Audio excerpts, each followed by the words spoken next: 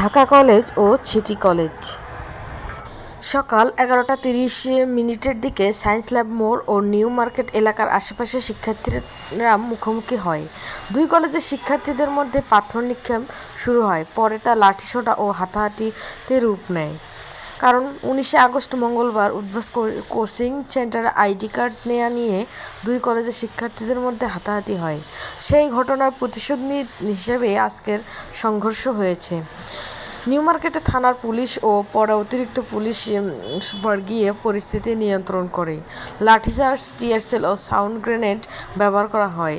পুলিশের অবস্থান নেওয়ার পর দুই কলেজের শিক্ষার্থীরা নিজেদের ক্যাম্পাসে ফিরে যায় এবং বিভিন্ন সংবাদ মাধ্যমে তথ্য কারো মতে 5 জন ছাত্র আহত হয়েছেন, আবার কারো মতে মোট 10 জন আহত, 6 জন ছাত্র এবং 4 পুলিশ।